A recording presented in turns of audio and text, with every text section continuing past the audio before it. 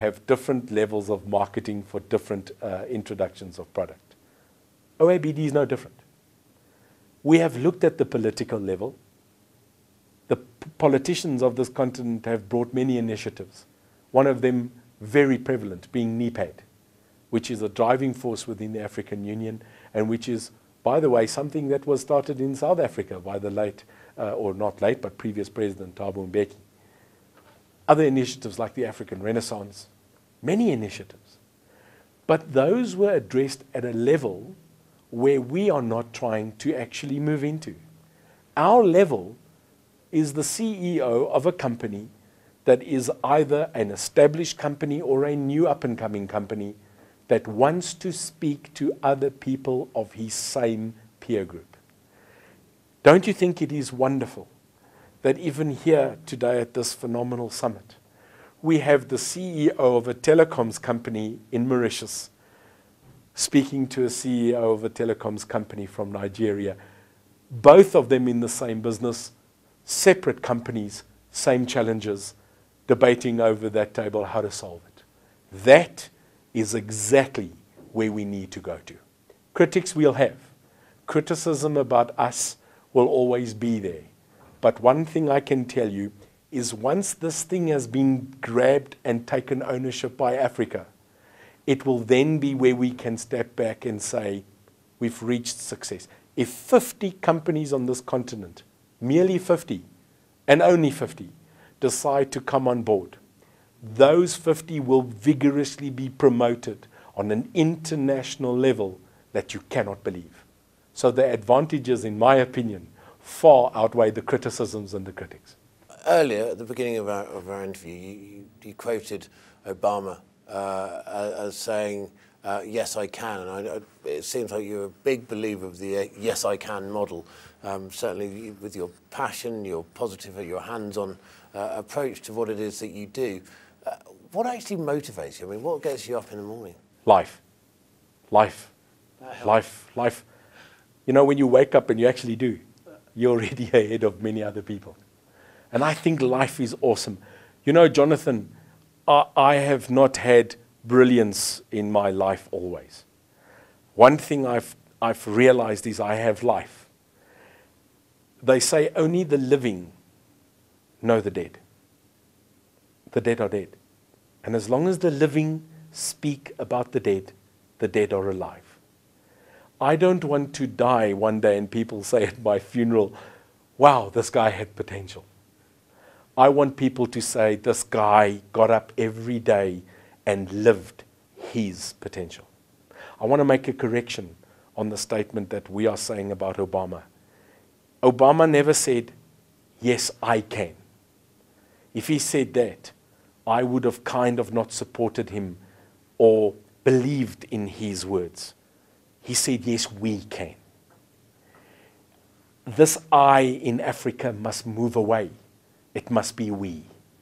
If you inspire a multitude of souls, you have an army of souls that will live long past your legacy. Someone said last night after I would deliver the keynote address, that was a great speech. I said, I meant it. And he laughed. And he said, what are you now going to do about it? I said, I'm doing it. What are you doing about it? Yes, we can. Economists believe that the recovery is on the horizon. And of course, you've got the Soccer World Cup taking place in 10 days' time in South Africa. How can African nations and African businesses really leverage what's happening and really build on that, ride the tide of optimism, if you like, within South Africa, and hopefully that can spread throughout the whole continent itself? I want to break it up in three pieces. In every scenario where the world is focusing attention, it brings diversity of possibilities that can happen, negative and positive. South Africa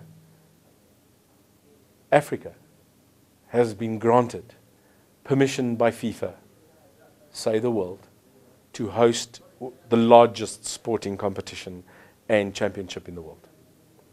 I think what we've done is we have first and foremostly already done well. Just to get the stadiums, to get the infrastructure, to get the airports world class. And I might say world class, and I'm not biased. I'm hearing it's world class from the world, is already an achievement. We were not given a blink of an eye that we would be successful in just getting there. And I'm not talking about the whistle being blown and that round ball circulating that field. We got there by infrastructure. I believe that what we need to do now as South Africa on behalf of the continent is to say, not yes we can, yes we did. And what are we now going to do about it? I call it the Rottweiler chasing the Bucky or the car syndrome. What does that dog do with a car once it's stopped, after it's chased it for a block? Well, many dogs want the car to start going again because all they do is chase cars. We cannot be that dog stopping that vehicle and now looking at it and going, wow, what are we going to do about it? This car stopped. We have it now. And we need to promote it. We need to make a showcase of it. And we must make it a proudly South African, proudly African achievement so that in the future there will be no more hesitation about bringing such events, such greatness to our continent and people doubting it. The proof is in the pudding. We are but 10 days away today from that. I would love to send you an email after it and say, job well done. I look forward to that email. Something that you said earlier, Africa has to solve African problems. Obviously, you are fighting with the African Union to build an environment where businesses and investors can thrive in a unified Africa. I mean, is there anybody doing that right now, and perhaps other businesses can take a leaf out of their book? I want to kind of use an analogy, if I may. I see myself currently standing with my people and the group in this organization as the sun. And I see the African Union as dad. And many sons go through their whole life wanting to do exactly what dad wants them to do. Dad's a doctor, son's a doctor. Dad wants to have son be doctor. Son doesn't. Son actually wanted to be a lawyer. But he, to please dad, became a doctor. We kind of looking at this moment to be and receive approval from our dad, which is the African Union, because they don't fund us. We are not part of their structure. We are not governed by them, but they are dad.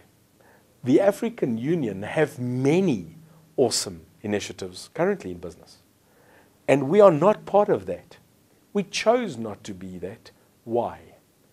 I believe that independent business has a different way of doing things when it is freed of, might I say, negatively, bureaucracy. We have our own bureaucracy to fight. We don't need more. So we are not anti-establishment. We are pro. But I believe do things right first. Show your dad you can be independent and stand on your own feet. And once you've done that, take your dad to lunch and give him some money back and say to him, I'm free of you, now respect me. And that is where we need to go. The African Union needs to partner not only with the OABD, it needs to partner with every person that brings a positive contribution in starting to tickle the toes of this sleeping giant. But beware when this giant does awake. It has been asleep for centuries. It will be hungry when it rises, and we better be ready. NeildeBeer, thank you very much indeed. An absolute honor. Thank you very much.